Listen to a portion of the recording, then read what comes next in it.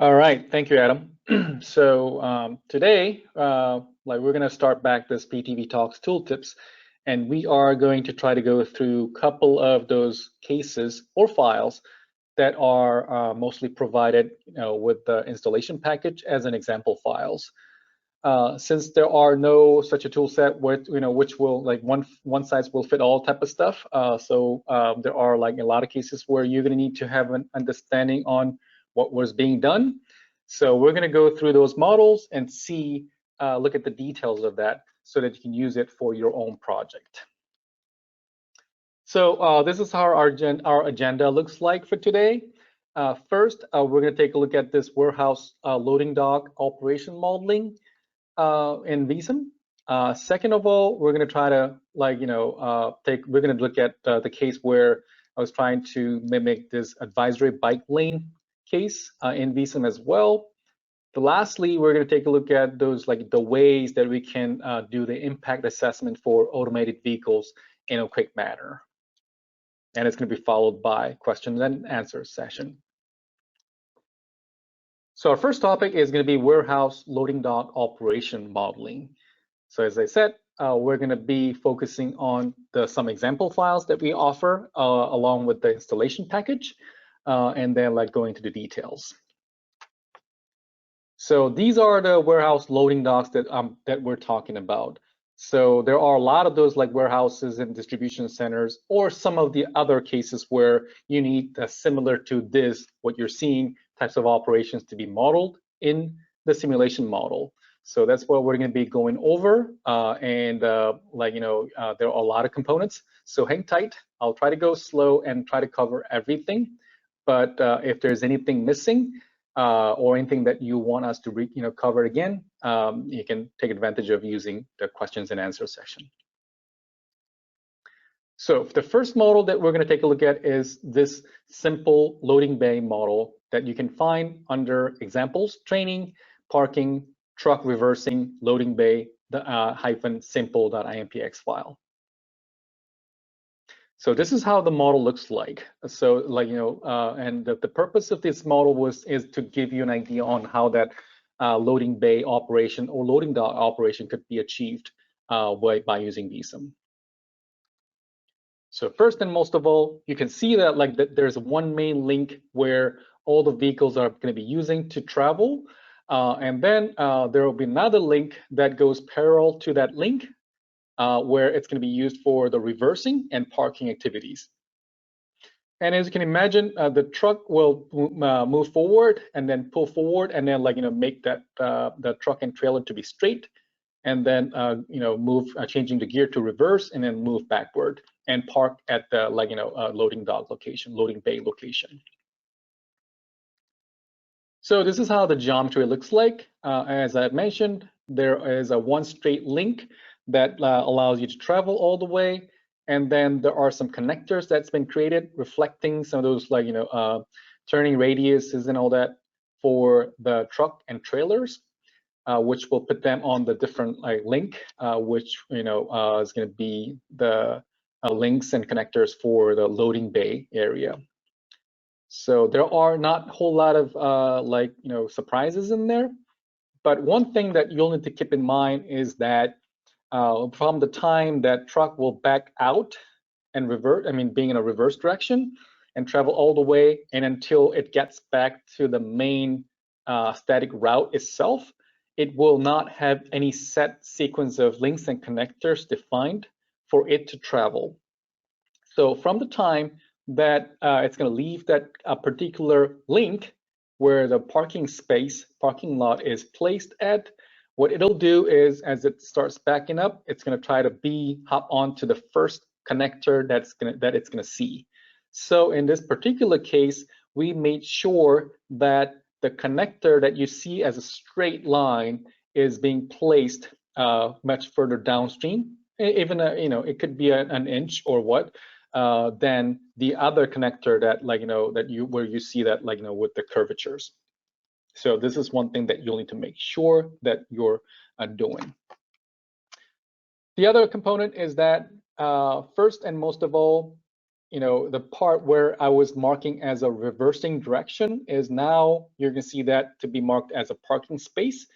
And then, similarly, like in state of parking space, you're going to see that, area on the left side to be called as a reversing direction.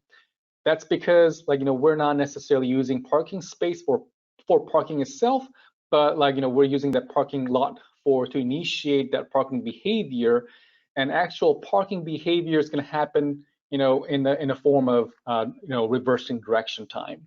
So you're going to see more details about that in a bit.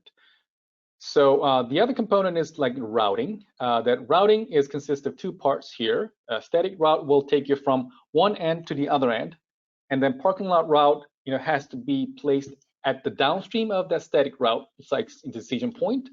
And then, it will be able to, there should be a valid connection for that particular truck or any other vehicles to come back to its original static route settings.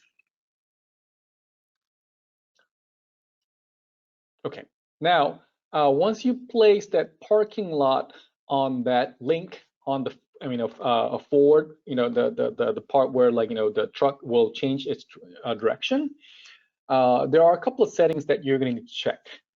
First and most of all, you're going to need to make sure that the parking lot type is real parking space, which is default. And the other portion is that this parking direction. Now there are much more options than we used to have. In the past, it was like forward only. Now there are 3 more options that you can choose from: forward, reverse, reverse, forward, any in opposite direction from whatever direction that they chose to go in. In this particular case, for this example file, we have to choose forward and reverse because we want those trucks to pull forward in and then try to reverse out. And the other aspect in here is that there are direction change time distribution. Again, it's nothing but just a time distribution, which will be used for Vissim to measure how long it's going to dwell at the time that it has to change direction. In this particular case, it was going reverse, and then and it's going to start going forward, and the time that it takes to change that direction is, what you're defining here. So in reality, what you'll need to, put here is going to be actual parking time that you would like to see.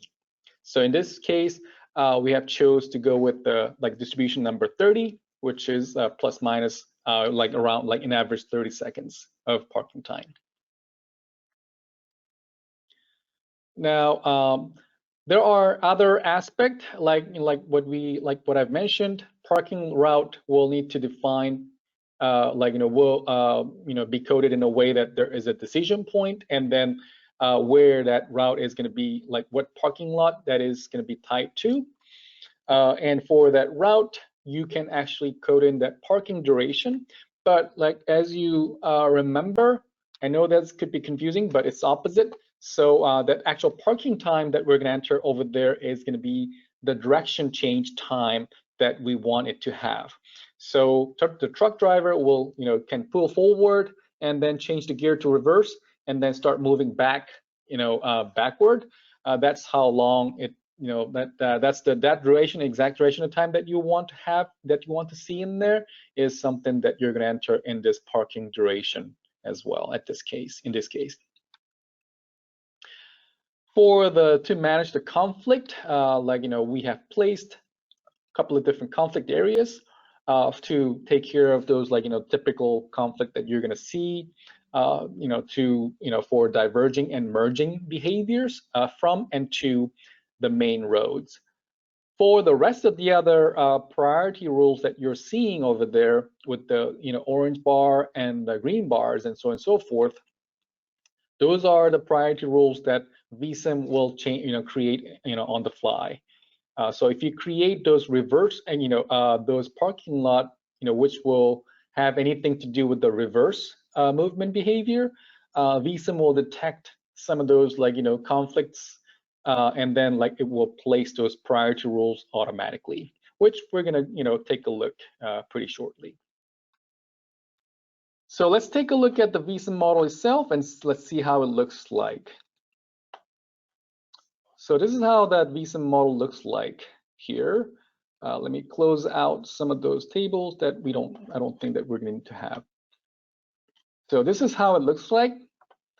And if I press Control A, and let me turn off this conflict area so that we can focus on those links and connector settings. You can see that like there are one links and there are now the connector that which is reflecting that actual turning radius that truck and trailer can have.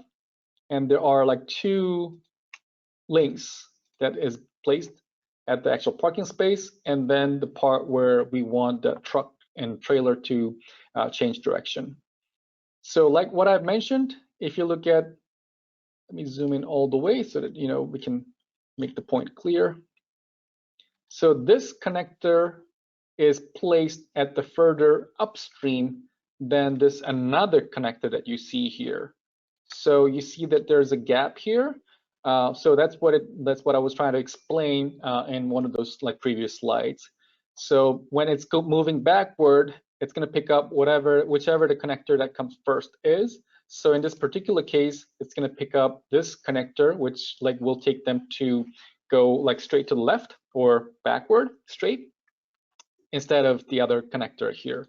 But if you reverse it and then set things to be like more like this, and what you're going to see is that like that truck will pick this other connector up, and then it's going to reverse out like by using this connector.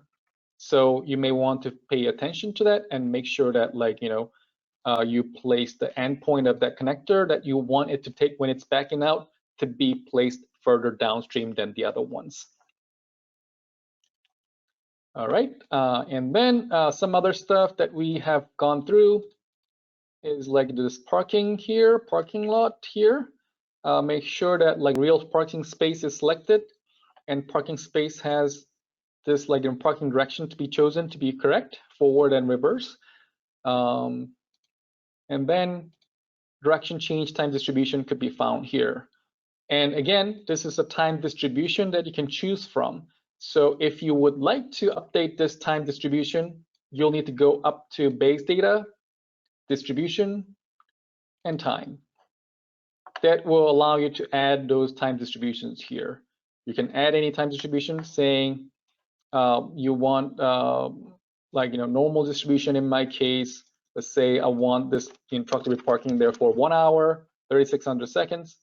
And then standard deviation to be 0 so that every truck's going to park there for 1 hour exactly.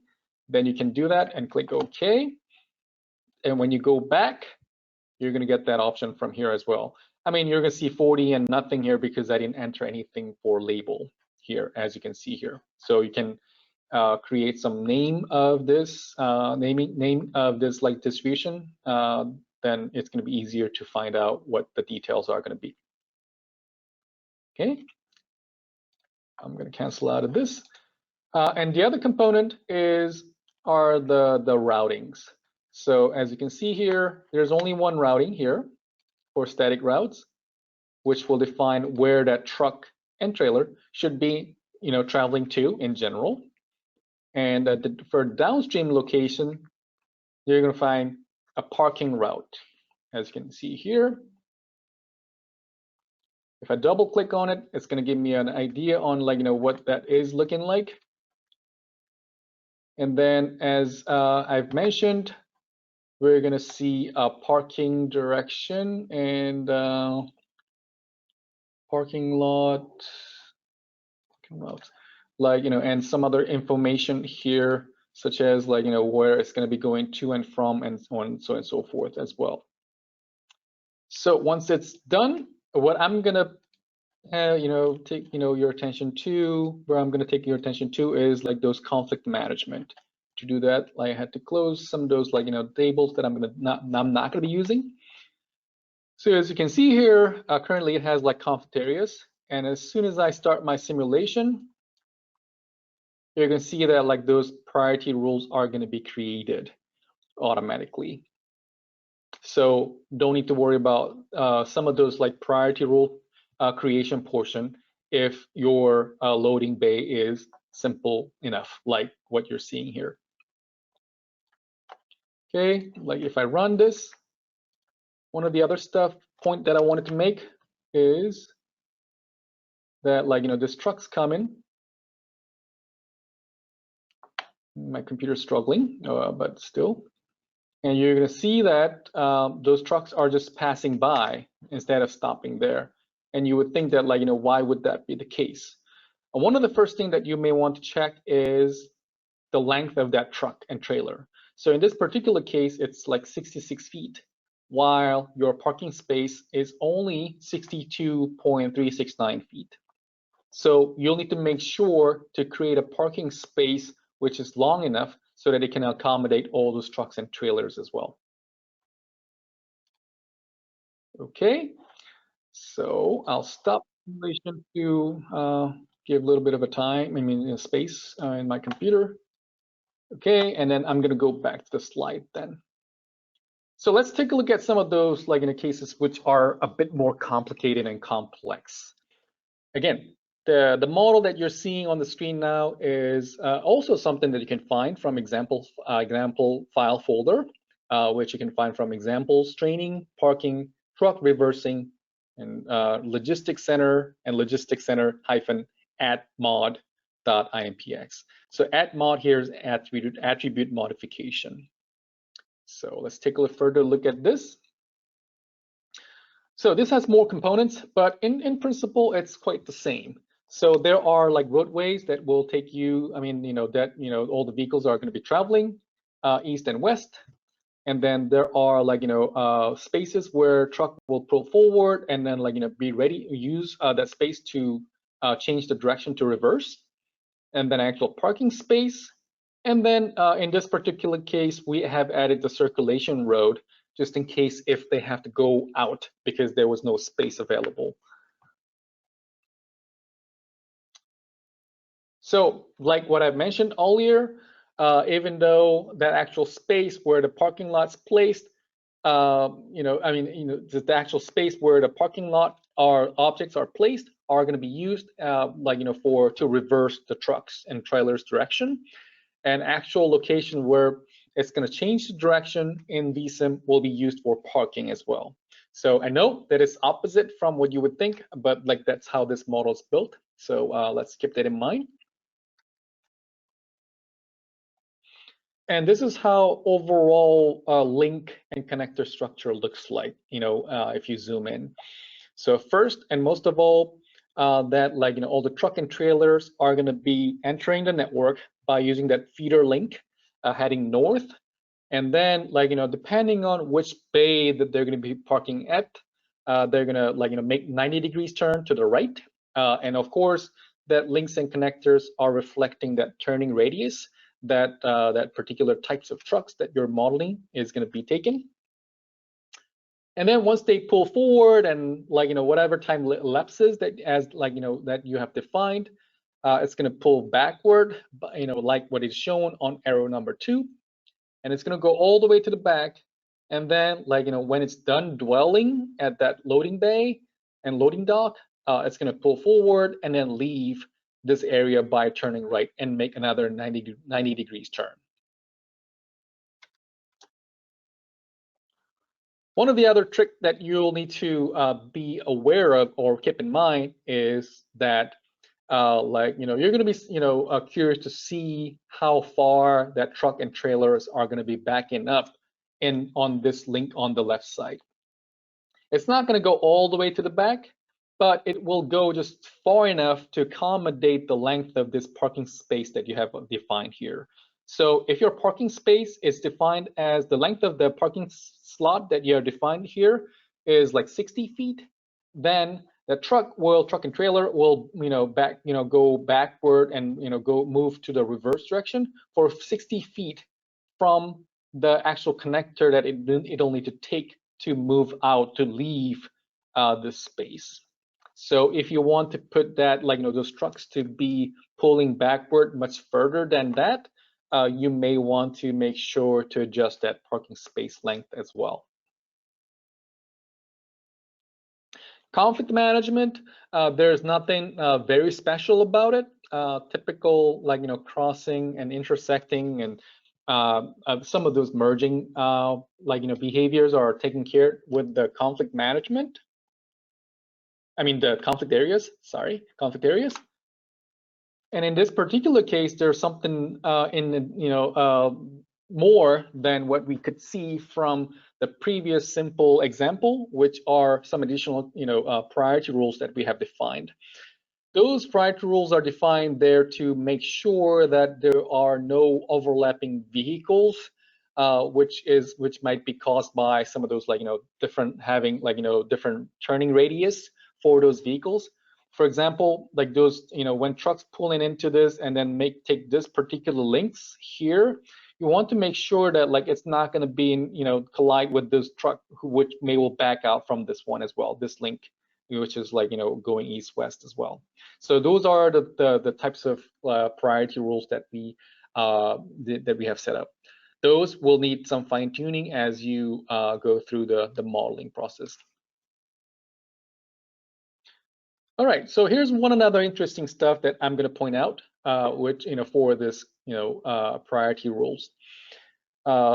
Before we had a concept on vehicle traveling in a reverse direction in Vissim, we didn't have to have this object or attribute say affected driving direction and effective driving direction on both on stop line and conflict markers.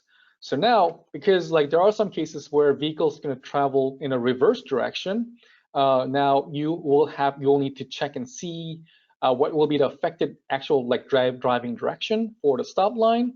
In this case, it's going to reverse because we're trying to make sure that those trucks are going to be stopping there if there's any other truck that's making turns at that same time. So, and in some cases, it could be forward or reverse. So that's one thing that you'll need to check. And also, to make things easier, maybe it's going to be a little hard to see here, but starting from last version, you can see that with an arrow that what the affected driving direction actually is visually on the network editor as well. So that will make your coding process or double checking process a little easier. So after that, like what I mentioned earlier, once you start running the simulation, you're going to see that Vissim is going to create a couple more priority rules that's going to be needed for it to operate as well.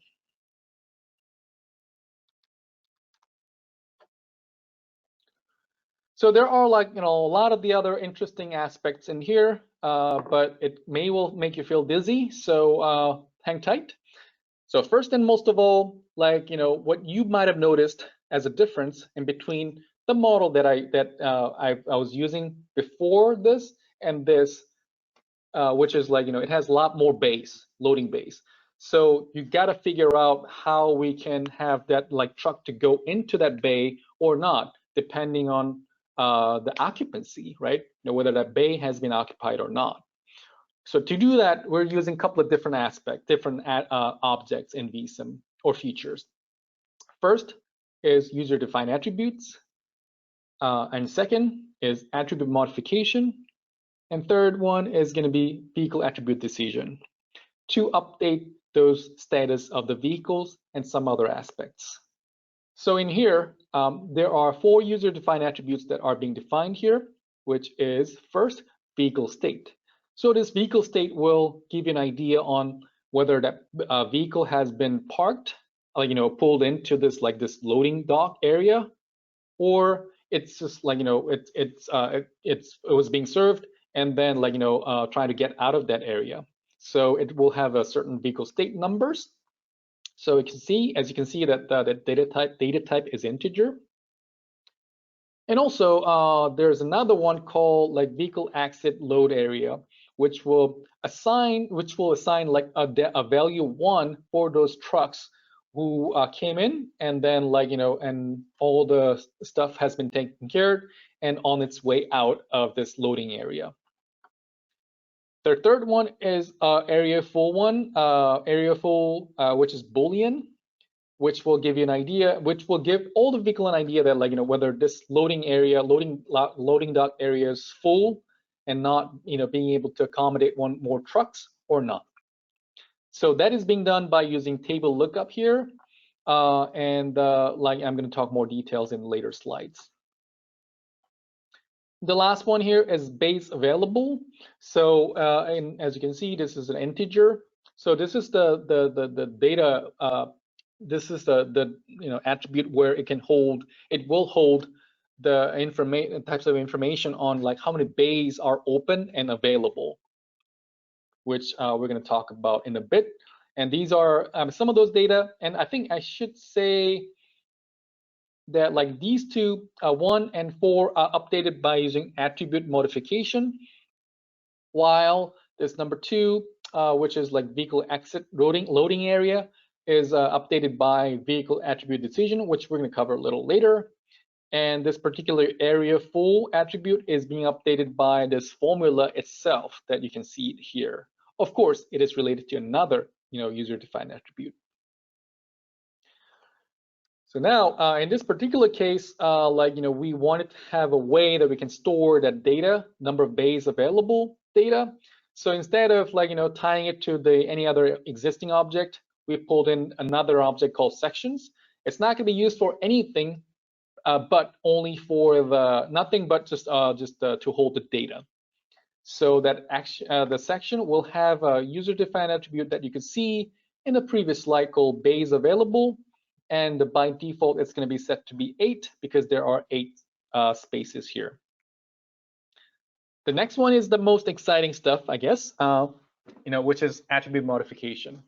For those of you who've not used attribute modification, this is one feature that you could be using to update all those attribute status without needing to use any of those scripts.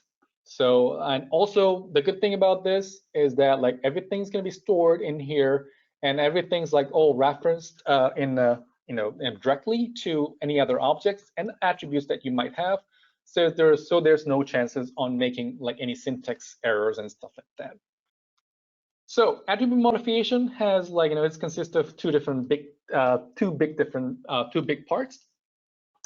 One part is to update the vehicle status. So if it takes first of all in here, when vehicle is entering the network, that vehicle state attribute, user-defined attributes set to be 0 or null, because which means that there's no data assigned to it. And by the time when those vehicles entering and crossing that routing decision number 1 or 2, which I'm going to show you what that looks like, and then if the route number is equal to 1, and if that doesn't have a state, it will assign vehicle state number 1 like it is shown here. And there's a simple process that it takes, if that state is 1, really soon after, within the within the same time step, it's going to change it from 1 to 2. And if that stated vehicle state is like at 2, and then and also if vehicle exit load area turns into 1, then it is going to update this vehicle state to 3, and 3 to 4 within the same immediate time step as well. So those are also primarily being used to count the number of bays available. Initially, on the top, you can see that initialization happens, and the number of bays available is going to be set to 8 upon before simulation starts. And then once you have that section number 1, because this is tied to section here, and it's going to look for that vehicle information, which is taken which is in the vehicle state 1, and the one that took routing decision number 1. So if it returns any of those vehicle ID number, which is non-zero, then it's going to try to deduct that total current number of available bays, loading bays available by 1. Same thing for decision 1 or 2. That's what it does. And then the 7th one here, which is 4th for this bays available calculation, and if that status vehicle state changes from something else 2 to 3, it's going to be triggered at counter, and then add that one more number of bays available to be, add one to that the current bays available information, so that it could go back up to whatever the other number that should be. So similar to what we've seen before, you'll need to make sure that parking direction is set to be accurate, forward and reverse. And then also you can define a different parking time by updating that information or data in direction change time distribution. So this is what this slide shows the static routing here. So route number one, static route number one starts from here on the left and travels all the way to the other end. And then routing decision number two starts from the right end and travels to the left end as well. You could have multiple combinations as well, if you will. So in this particular case, 1 and 2 are set there are 2 routes available for each of those routing decision. One is going to be taking that truck to be going into this this loading area, loading bay area, and then 2 is going to have them bypass. And that's going to be done based on the area full user-defined attributes. So if that area 1 is true, area full attribute is true, then this will take place so that all the trucks and trailers are not going to be pulling in, but they're going to just bypass because there's no space available. If that's not true, because as you can see, there's an exclamation point here, they're going to pull in and try to look for space. Now, once that truck gets pulled in, now it's time to figure out where do we want them to be parking at. So after this point, after we have that truck pulling in by using that static routing, now partial route takes an action in and that plays the role here. So what it will check is as you can see, there are a whole bunch of if statements here, and it's going to look for that particular information such as routing decision type, and then routing decision number 1. Which is actual routing decision number that I have for this partial route. If that 1 and 1 for partial route or parking lot route is true, then it's going to return that vehicle ID number. So if Vissim sees any of those vehicle ID number, then it will take that as there's something there. So it's going to turn that into a 0, because that has already been occupied. So for example, if the 3, 4, and 7, route 3 and 4, 7 are being taken, then those are going to be not considered as an option that each of those truck can take from.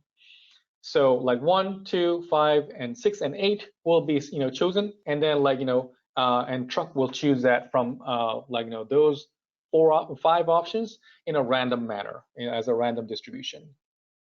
So once each of those truck gets gets assigned to any particular partial route out of 8 partial routes that you can see before, it will let those vehicles to go over that particular dummy connector that is being created here. So there are 1, 2, 3, 4, 5, 6, 7, 8 dummy connectors that you can see here. So if that is assigned to partial route number 1, it's going to take this first dummy connector here. For the rest, it's going to bypass this connector. Second one, the same. Third one, and so on and so forth. So when this particular vehicle goes over this first dummy connector, then it's going to pick up this parking lot route, which is placed on that first dummy connector. The rest, it's going to bypass those. So the other parking lot route will not be seen by that particular truck and trailer. So parking lot routes are again all being placed on that dummy connectors here. So vehicle attribute decision, as you can see here, there's a separate menu for those of you who've not used it before, is being placed at the exit point. So once all this truck and trailer hits that point, it will be set. It'll or the attribute for each vehicle called vehicle exit load area is going to be set to be 1. So it's going to be used again to update that number of bays available information. So let's take a look at that model in Vissim. So this is how the model, in general looks like. In 3D mode, this is how it looks like. Yeah, it looks pretty decent, I guess. If I turn this into a wireframe mode or centerline mode, you're going to see a whole bunch of more links and links than what you would expect to see, which are being put there as just to show some of those lane stripings and additional areas where where pavement is at as well.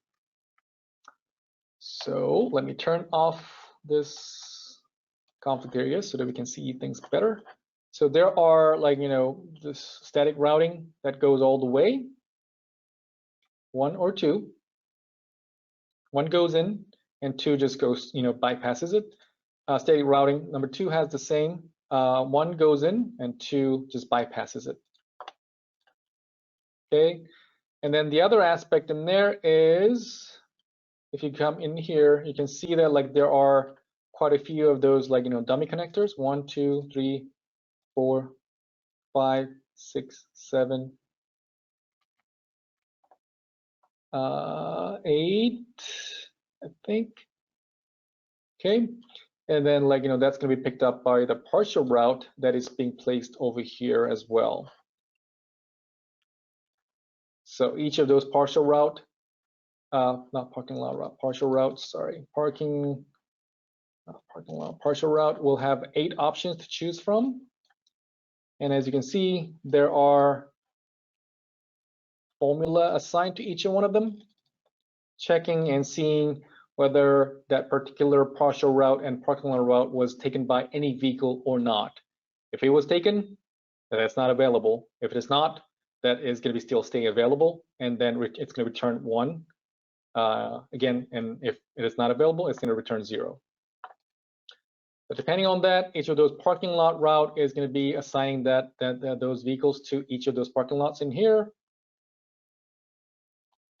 And parking lot has this forward reverse setting, and then direction change time distribution is set to be 2 minutes, which could be increased or decreased as you need. But this is actual parking time that you will need to update.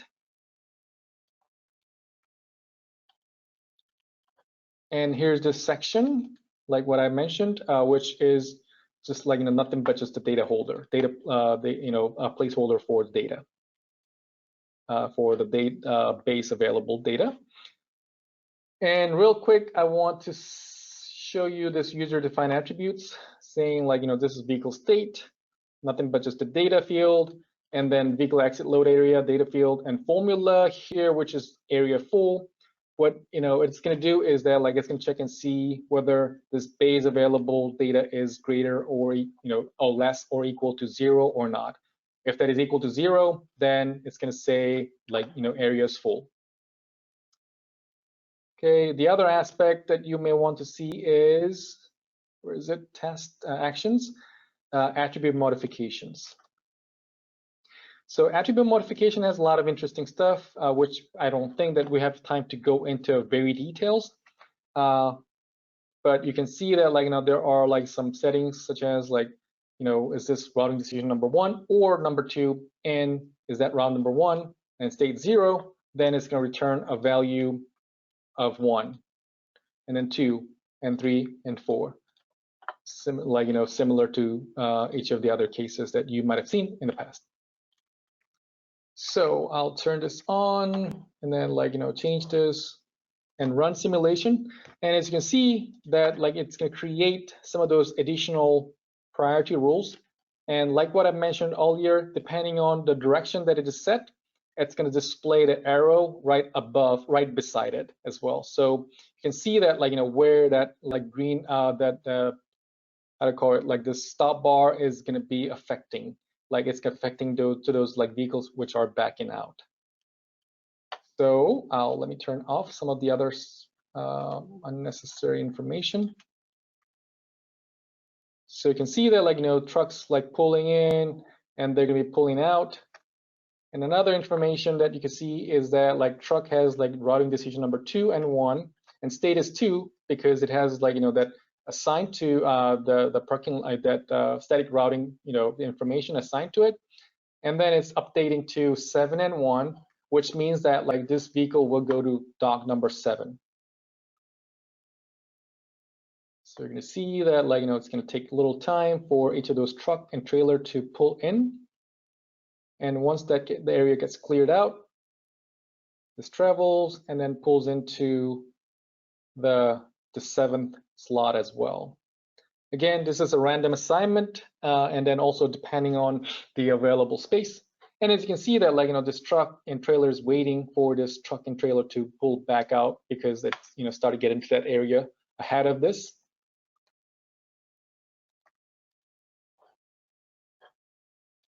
And one additional information that, like, you may will find out to be interesting is this, like, this 3D information sign. So in 3D mode, let me just try to zoom into that area real quick. You're gonna be able to see that, like, there are like X number of loading bays available. This is, like, by using our relatively new 3D information signs. So for this particular sign, like, I selected this, so it highlighted, in here, could be edited by using this 3D information sign here, and you can add all those, like, contents and, like, attributes in here in a way that you want, and then add in any other text that you want if you want to add anything. So you can fine tune that further from that point on, and that will allow you to update that information interactively.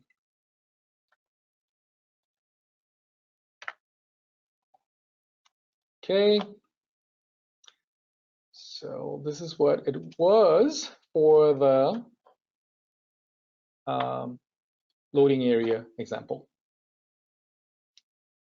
So I'm going to move on to the next one, which is, like, a much lighter topic, but I found this to be quite interesting as well. And I've tried to check and see whether this advisory bike lane could be mimicked by using Vissim, and here's the result. At least based on the trial that I've been making. So for those of you who is not familiar with the advisory bike lane, it is like more of a shared space concept.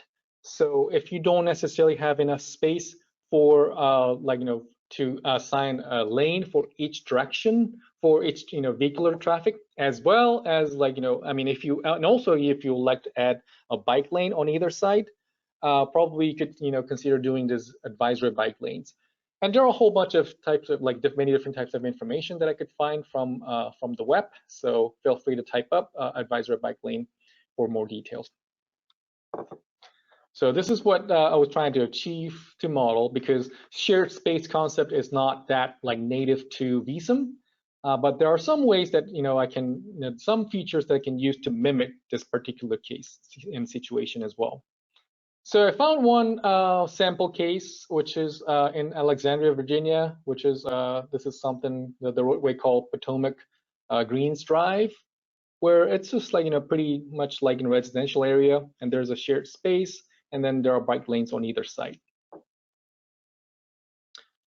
So first and most of all, I created the one long link. I mean, for both directions, like, one for one direction and the other one for the other direction. That, as you can see, this is for the southbound and this is for the northbound. It's overlapping to each other exactly. That's because I did overlap two links, which has two lanes for both directions. So as you can see, that's what it is. Like, there are two lanes for each direction, and I've adjusted the lane width so that I can have separate lanes to be coded in.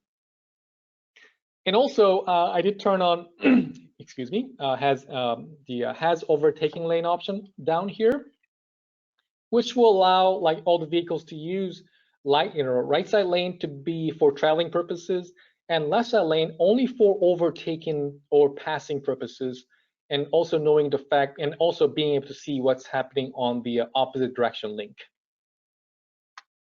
So, like, what is what's shown here, like, the right side lane is going to be used for travel lane, and left side lane is going to be used for passing lane. So if you can imagine that, like, this passing lane here on the left side is exactly overlapping with this, like, travel lane on the right side here. So travel lane, which is lane number 1, it's going to be open to bike and car. And we're going to use, I have used lateral behavior to make sure that, like, you know, that the bikes and cars could be using, you know, could be traveling on the same lane with different behaviors. And then, as I mentioned, the lane on the left side or right side is for traveling purposes, and the left side is for passing purposes. So for those of you who are not that familiar with the lateral behavior that we have in Vissim, for each driving behavior, you can find that lateral behavior tab, which is fourth one, and it will ask you to define, like, you know, the desired position at free flow travel situation, and then like some other details on, like, you know, which side that each of those traffic can pass or overtake, and some other calibration parameters such as, like, you know, the minimum lateral distance that you want to put, so on and so forth as well. So in this particular case, I'm just setting this, like, you know, the bikes to travel on the right side and car to travel in the middle of the lane, middle of the lane, or it could be some other option, you know, and also you could choose some other options such as any as well, but I chose to go with the middle of lane in this particular case. So as you can see, for lane number 1, I'm using advisory bike lane link type here, which is going to have, for all the cars, this advisory bike lane driver model, which, you know, I have turned on that lateral behavior to be used. And then bike lane, you know, for bike vehicle class itself, I'm using it. I've chose to go with this, like, you know, bike behavior, where it's going to put all the bikes to the right side of the roadway. So let's just try to check and see what happens and how it looks like in Vissim itself. All right, so this is how the model looks like. And I'll turn off the background image so that, like, it's going to look less busy. So one lane, you know, one link here is going north. It's like, you know, it has 2 lanes. And then opposite direction, as you can see from this arrow or this triangle, there's another one which is exactly overlapping to that, you know, which is traveling south direction as well.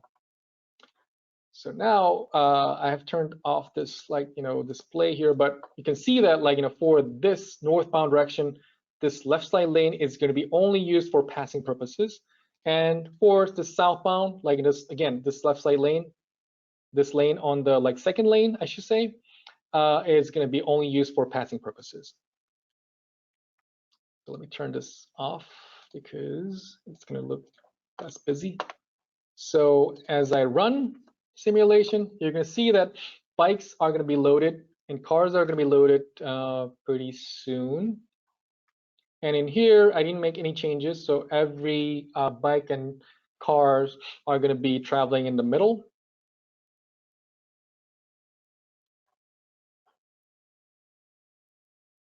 And then, like, as it enters this area, you're going to see that, like, those bikes are going to be pulling to the right side as if they're trying to follow the other, like the actual bike lane that they have.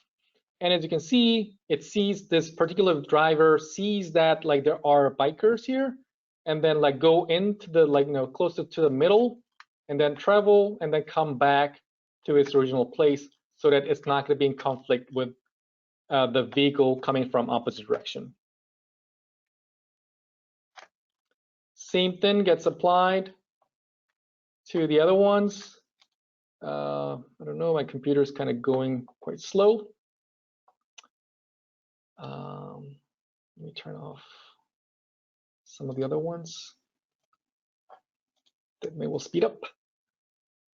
Okay, and then, like, you're gonna see that, like, there are cars, bike that's, like, trying to travel on the right side. And as soon as it comes in here, it's not necessarily gonna, it's gonna maintain a distance, and then, but, like, you know, it's not gonna pass right away because it sees this vehicle on the opposite direction as well. So my point being, like, you know, you'll be able to achieve what you would like to achieve modeling those advisory bike lane with this particular case by using this lateral behavior and like you know has overtaking lane components.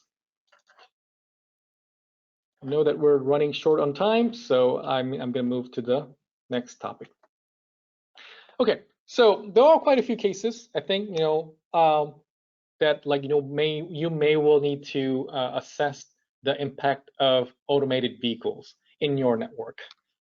Primarily you need to test that like for different penetration level, 20%, 50%, 70%, on and on and on. So here's a quick way that you can do that with an assumption that you already have a model that is being calibrated. So here's some background.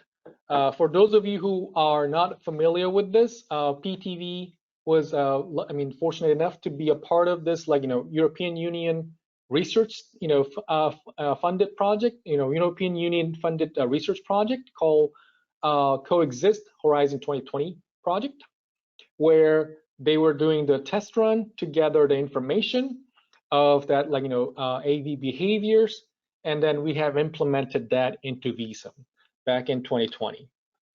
If you want to know more about those, there are various resources that you can get more information on. You can go to our PTV Talks website that you can see on the link, and then watch that presentation that was given by our own Peter Zukanik. Or you can go to Coexist website for further resources as well. So what you can do with an assumption, again, that you already have a model that is being calibrated and ready to go, you can bring in those particular objects that we have defined and suggesting you to use from this file that you can find here called example training autonomous vehicle parenthesis AV base settings.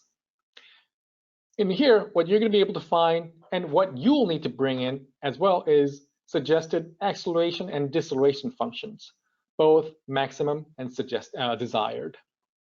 And then some of those desired speed distributions that you can play around with. And then driving behaviors that is defined as cautious, normal, and aggressive. Those main objects contain the other secondary objects that needs to be brought in, which are time distributions, primarily for driving behaviors, and 2D, 3D models, which you could update as well, and vehicle types, vehicle classes, and linked behavior types. Let's open up Vissim and see what we could do with that. Okay. First and most of all, this is how that Vissim AV base setting model looks like. There are various types of driving behaviors defined here. So coexist, AV cautious, AV normal, and aggressive. So car following model is going to be set to be certain headway and being defined. And then some other component could be some other lane change components, as well as autonomous driving parameters to be either turned on or turned off. So one thing that you'll need to make sure there is that this use implicit stochastics turned off so that you can mimic those autonomous vehicle, automated vehicle behaviors. So those are the things. And also there are some other aspects such as maximum acceleration functions and so on and so forth. So there are car AV and heavy vehicle AV types of functions that you can use as well. Okay, with that in mind, I'm going to go ahead and open up another file, which I'm going to assume that it is being calibrated. And on top of that, what you could do with that particular model to do a quick automated vehicle impact assessment study. So let's say this is calibrated model. What you're going to need to do is go to File, and then read Additionally, and select Network. And I will need to find where that file is at, that particular file that we're going to be importing all the data from. So in this particular case, you could be using AV base settings and click Open. It'll ask you, and it will ask you what you want to bring in. We don't need to bring in all the data, but there are a couple of, actually quite a few, that we can bring in. So first of all, you can click on mark none for reading, and go with maximum acceleration, acceleration and deceleration related components, and desired speed distribution, and time distribution, like what I mentioned in earlier slides, 2D, 3D, and occupancy distributions as well, because some of those vehicle type requires occupancy information, vehicle types and classes, driving behavior, and link behavior types. And then you can click OK. Now, what you're going to be able to see here is that, like, there are certain vehicle types being added here: coal, AV, cautious, normal, aggressive, heavy vehicle, so on and so forth. The only thing that you'll need to do from this point on is go to traffic and vehicle composition and update this vehicle composition, for example, to have AV in there. Let me expand this. So if you want to try out this AV normal case, you can try that, select that. And also I'll add one for heavy vehicles and AV normal, right? And in here, the only thing then after that, like that you'll need to play around with is updating this relative flow. So let's say it's going to be 90% for cars, and then, like, half of those are going to be human driven, and half of them are going to be AV. Then I can say 0.45, 0.45, 0.01, 0.05, 0.05, so that it could be like, half 50-50 for human driven and automated vehicles. And then you can create this as an additional scenario. For like those of you who have not used the scenario manager before, we have another video clips that you can use to learn more about it, and then test out various penetration cases as well. You can hit run and then even use that scenario comparison function to see an impact of that as well. So again, the beauty is that, like, you can just go ahead and use your calibrated model and bring this in, and then update those, like, relative flows within the traffic, vehicle composition, and then produce a result so that you can put down the minimum amount of effort to get the, like, the information that you're looking for. Okay, with that, I'll toss it back to Adam. Yes. Do we have time to go through a couple of questions, or? Yeah, I mean, sure. I mean, if there is. Yep. So if you haven't asked a question yet, feel free to add it into the questions box, and we'll try to get through a few of these. First one that come up is on the loading dock operations model, those links that are needed to make that truck turning radius realistic. Mm-hmm. Do you have to manually draw those, or how does that happen? So so for this one, I guess, like, so yeah, we'll have to draw that manually. There's no, like, way that we don't necessarily have a concept, where you can enter like WD67 and then it's going to find that, like, turning radius type of stuff. But one of the things that you can do is that, like, you can draw one and then, like, copy and paste one as well. Control C and Control V. So where is this? You can copy over and then, like, create multiple as well. So once you're, and of course, it could be even better if, everything could be done, automatically, but since we're not a designing software, we don't offer that. But still, once you draw that, with some like, turning radius chart or what, being, put under this, like, as a background image, and draw that, you can still, like, after that, you can copy and paste it. So to answer your question, we don't have that automatic way of drawing that, but you can underlay that, like, image file and drawing, and then copy and paste from that point on. Perfect. One other question on the advisory bike lane model. So you have these two links that are overlapping each other. How is the conflict managed between the two directions? So between the two directions, like, it's the conflict is managed by this particular function called has Overtaking Lane. If you have not used it, I mean, this is like quite a slick feature to use. Where is it? So in here, you can have a further fine tuning to be done by using this parameters here, where it says like overtaking an opposite lane, and once you enter those information, such as like look ahead distance, and then like speed factor, like when they're overtaking, how much of a room do we want to allow to, for them to go beyond their desired speed, then it will handle that automatically. There's no other like conflict areas or what that you'll need to put in there. All right, thank you. And one last question for the AV side. Could you also enable platooning as well?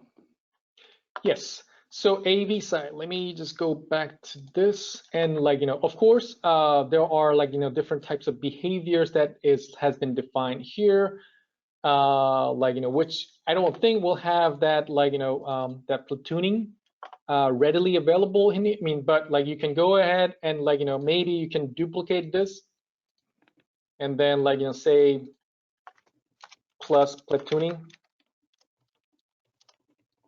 And then you can go back in there and turn this platooning option on and do further fine tuning in here as well. So default model will not have that, but you definitely can duplicate that. I mean, duplicate that particular vehicle type and then turn that on as well as you need.